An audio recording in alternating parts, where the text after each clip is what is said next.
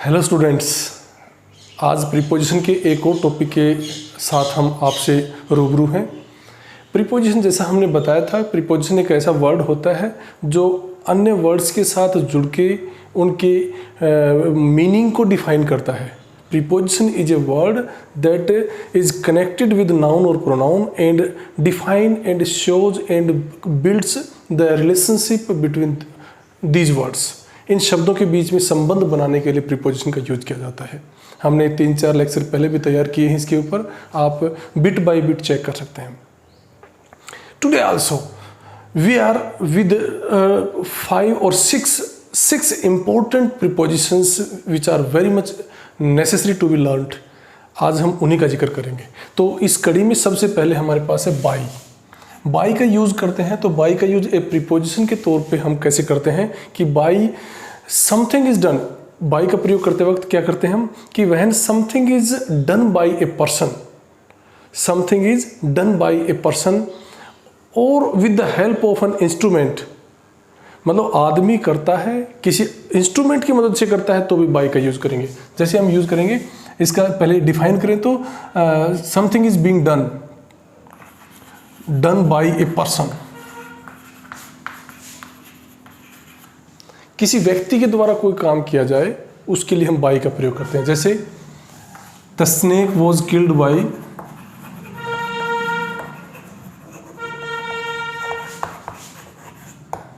The people, snake was killed by the people.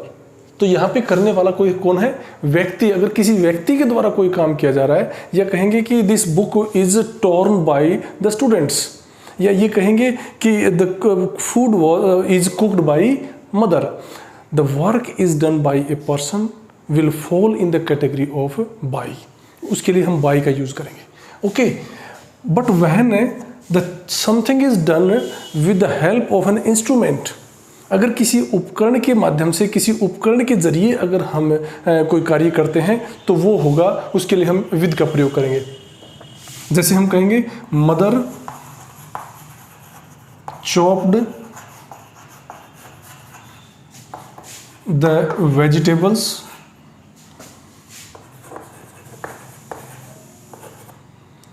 With knife. Mother chopped the vegetables with knife, या कहेंगे the snake charmer killed the snake with stick. तो ये अगर कोई instrument की जब बात करें, यहाँ जब किसी व्यक्ति के द्वारा कोई कार्य किया जा रहा है तो हम क्या करेंगे? बाय का यूज करेंगे। When the something is being done with the help of an instrument, किसी उपकरण मशीनरी के द्वारा हम अगर कोई कार्य कर रहे हैं तो उपकरण के लिए हम क्या करेंगे? विद का प्रयोग करेंगे। मतलब कहने का तात्पर्य क्या है कि by is used for an agent when some doer is an agent और ए पर्सन, और with is used for an instrument. By का प्रयोग किसके साथ करेंगे हम? जब किसी कार्य को करने वाला कोई व्यक्ति हो।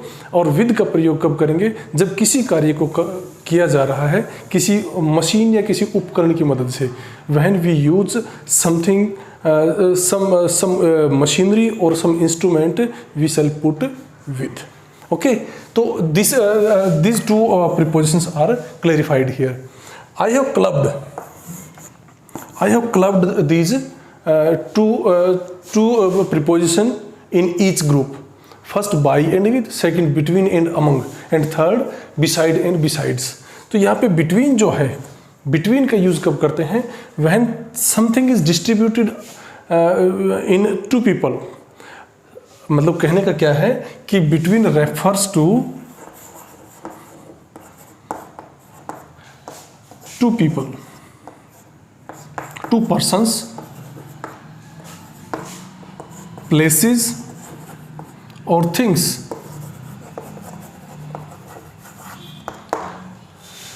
बिटवीन का प्रयोग कब करेंगे हम? Between is used when we want to refer to things, two places और टू पर्सन्स।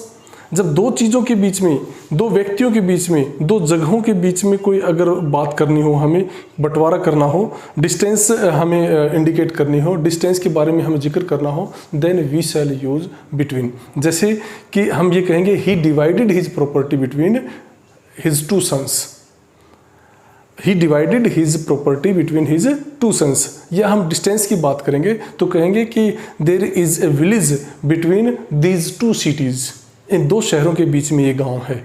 या ये कहेंगे अगर हम किसी चीज़ की बात करते हैं तो I have put the pen between these two books, इन दो बुक्स के बीच में मैंने क्या कर दिया है, पेन रख दिया है। तो between is used when we want to refer, when we refer to things, two persons, two places. Okay, among, among when we refer, among refers to more than two persons, places or things। among, जैसे हम कहेंगे teacher distributed the chocolates among the students, prime minister distributed the fund among the villages or village people। तो ये जो जब हम एक से ज़्यादा की बात करते हैं, हम यहाँ पे गांव ज़्यादा हैं, यहाँ प्रधानमंत्री डिस्ट्रीब्यूट करता है, prime minister is distributing the chocolates और the grain among the people among the villages. Okay, और दूसरा अगर स्टूडेंट की बात करेंगे, अगर दो स्टूडेंट हैं तो between two, but when we are distributing things among more than two, then we shall use among. Okay, तो अमंग का यूज़ कब करते हैं, जब दो से ज़्यादा का हम जिक्र करते हैं तो अमंग का यूज़ करते हैं। Now, the most important, beside and besides, students get confused in using these two prepositions.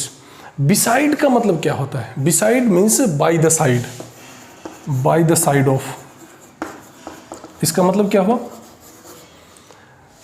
किसी चीज़ के कोई चीज़ पास होना। When something is near something, something is near something, someone is near something, someone is near something, something is near someone। किसी चीज़ के पास कोई चीज़ रखी हो उसके लिए हम जैसे हम ये कहेंगे कि the child was sleeping beside his mother, या ये कहेंगे the carpet is lying beside the box। तो यहाँ पे हम beside का प्रयोग करेंगे, लेकिन beside के साथ अगर we have added s besides, then the meaning will be changed। besides का मामला अलग है। बिसाइड्स का मतलब होता है इन एडिशन टू।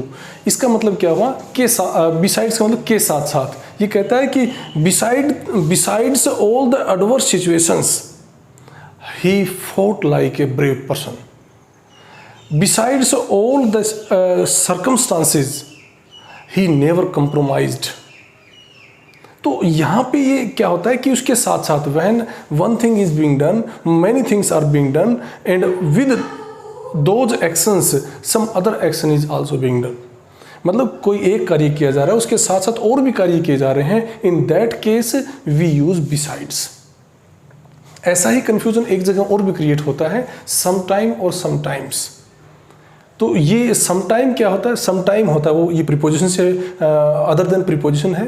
तो समटाइम क्या होता है, समटाइम, सम और time are two words, but when we use sometime collectively, दोनों वर्ड्स को इकट्ठा together, when we use some and time together, then we shall put sometimes, S will be added, और उसका मतलब कुछ और होता है। तो यहाँ पे कंफ्यूजन की कोई बात नहीं, यहाँ हमने बिल्कुल क्लेरिफाई किया। बाई का यूज़ कब करते हैं, जब किसी काम को करने वाला कोई व्यक्ति होता है। जैसे हम ये कहेंगे कि the snake was killed by the Hunter with stick. अब यहाँ पे मारने वाला व्यक्ति था तो हमने बाय का प्रयोग किया, अगर स्टिक थी तो हमने विद का प्रयोग कर दिया। विद का हो गया। विद का यूज कब करते हैं हम, with is used when the doer of the work is an instrument, when the doer is an instrument. Okay, between दो के बीच में होता है, अमंग जब दो से ज़्यादा लोग होते हैं उनमें बंटवारा करना होता है। Between when something is distributed और divided between two people, in two people, then we shall use between, and when the target people are more than two, then we shall use among। Okay, beside and besides, as I told you, beside is by the side of, किसी चीज़ के बगल में कुछ रखा होना। जैसे हम कहेंगे the earthen pot with water is beside the cot, चारपाई के पास में मिट्टी का घड़ा पानी से भरा रखा है। Besides means in addition to, तो यहाँ पे इन एडिशन टू का मतलब के साथ साथ, इन एडिशन टू, या कहेंगे besides all his studies, besides all achievement ही कंटिन्यूड हार्ड वर्क। तो यहाँ पे इसका जिक्र करेंगे बिसाइड्स का इस तरह से। होप ये 6 प्रीपोजिशन जो हैं आपको अच्छे से समझ में आई होंगी, और आगे और भी लेक्चर सुनते रहिएगा, और जो हमने बताई है अभी तक उनको पीछे जो लेक्चर हुए हैं जिनका आई बटन में हम आपको लिंक देंगे, उससे भी सुन सकते हैं। तो जो भी क्वेरी होती है आप मुझे कमेंट बॉक्स में ज़रूर बताएं, उनका निदान करने की हम भरपूर कोशिश करेंगे। धन्यवाद।